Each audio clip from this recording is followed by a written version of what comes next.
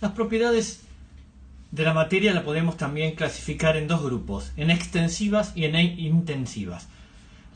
Las extensivas son aquellas que dependen de la cantidad de materia considerada. Y estas propiedades, que ahora vamos a ver cuáles son, no me permiten identificar un material.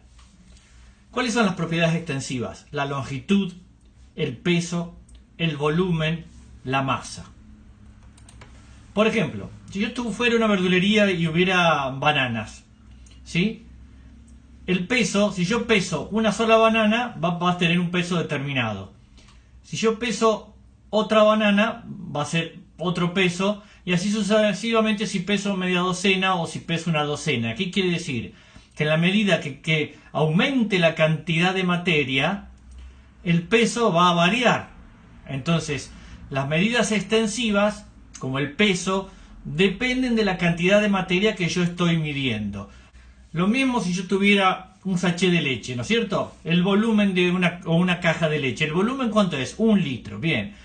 Si yo lo echo en el vaso y mido el volumen, va a ser, depende del vaso, si es más chico o más grande, podrá haber 250 mililitros, medio litro, lo que sea. Entonces, el volumen también es una medida extensiva que depende de la cantidad de materia que yo tenga en cuenta. El otro grupo son las propiedades intensivas. Son aquellas que no dependen de la cantidad de materia considerada. Estas propiedades están determinadas por la naturaleza del material y no por la cantidad, y me van a permitir identificar el material. Por ejemplo, una propiedad intensiva es el punto de ebullición. ¿Y por qué me dice que no depende de la cantidad de materia? Porque si yo hiervo una pequeña olla, supongamos que esto que yo tengo acá en el cuadro es agua. Yo la coloco en una pequeña olla, 1 litro de agua. ¿Cuál va a ser el punto de ebullición? Pues va a ser 100 grados. Si yo pongo una olla más grande, donde entren 10 litros de agua, ¿a cuánto va a ebullir o a hervir? A 100 grados, a la misma cantidad. Y si pongo a hervir 1000 litros de agua, ¿a cuánto va a hervir? Y también va a hervir a 100. ¿Qué quiere decir? Que estas propiedades no dependen de la cantidad de la materia, sino que van a ser siempre la misma. Así yo hierva 1 litro, 10 litros, 100 litros o la cantidad de litros que yo quiera. Ustedes verán acá en la columna de la derecha dice temperatura de ebullición y tenemos distintas sustancias, ¿no es cierto? El agua a 100 grados, siempre y cuando sea pura.